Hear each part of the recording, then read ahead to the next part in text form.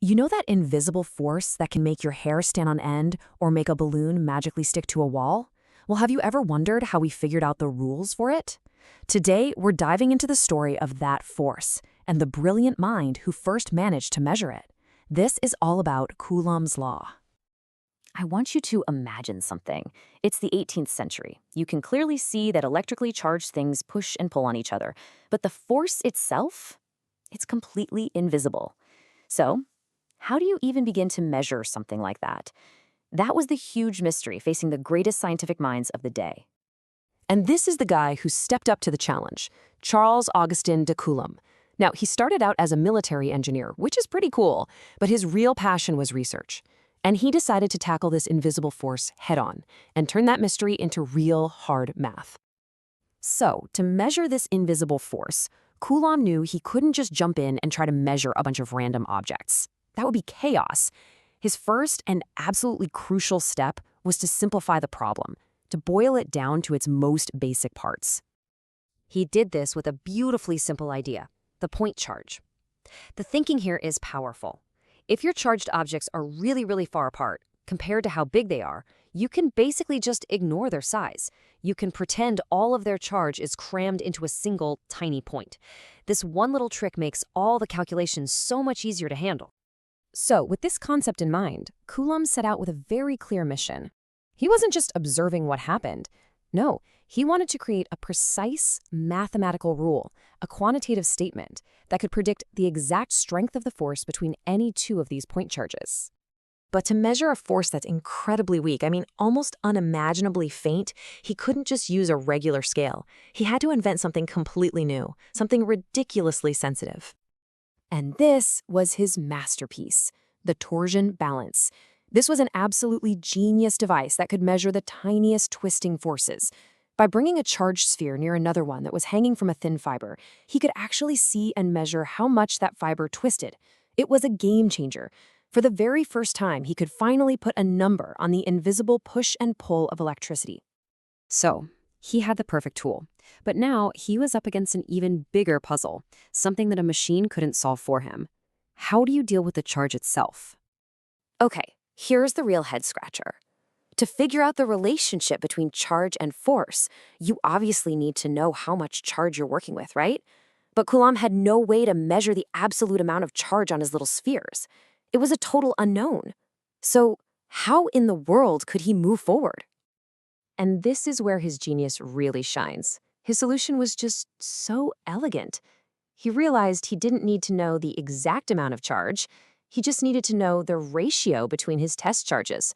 So he'd take a charged sphere and touch it to an identical, uncharged one. Because they're identical, the charge would split perfectly in half. Do it again, and you get a quarter of the original charge, then an eighth. It was a brilliant, simple way to create predictable fractions of his starting charge. With this clever method in his pocket, he could finally run a proper, controlled experiment. He would lock in the charges and then measure the force at different distances. Then, he'd lock in the distance and use his sphere-touching trick to change the charges, measuring the force each time. He was isolating his variables, just like in a modern lab. And through this incredibly careful process of measuring, tweaking, and measuring again, a clear mathematical pattern began to jump out from his data. And this is it. All of that brilliant thinking, all that painstaking work, it all got distilled into one of the most elegant and powerful equations in all of physics. This is Coulomb's law. It's a beautifully simple formula that describes one of the fundamental forces of our universe. Let's quickly break this down. F is the force we're trying to find. Simple enough. Q1 and Q2 are just the amounts of charge on our two objects. The more charge, the more force. And R is the distance between them. Now pay attention here, because it's R squared on the bottom. That's a huge deal. It means if you double the distance between the charges, the force drops to just 1/4 of what it was. And finally, K is just a special number, the electrostatic constant, that makes all the units in the equation work out perfectly. And let's talk about that constant K for a second. Its value is enormous, about 9 times billion. What this massive number is screaming at us is that the electric force is, on its own, incredibly strong. It's way stronger than gravity.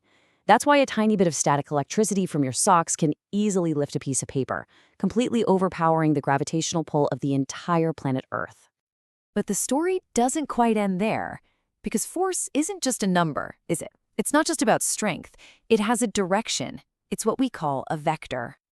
And what's so cool is that the law itself elegantly takes care of the direction. Think about it. If the two charges Q1 and Q2 have the same sign, say they're both positive, you multiply them and you get a positive number for the force. That means they repel, they push apart. But if they have opposite signs, one positive and one negative, you multiply them and get a negative number. That means an attractive force. They pull together. The same simple equation handles both situations perfectly. And here's something that's truly profound. The force that charge 1 exerts on charge 2 is exactly equal in strength and perfectly opposite in direction to the force that charge 2 exerts on charge 1.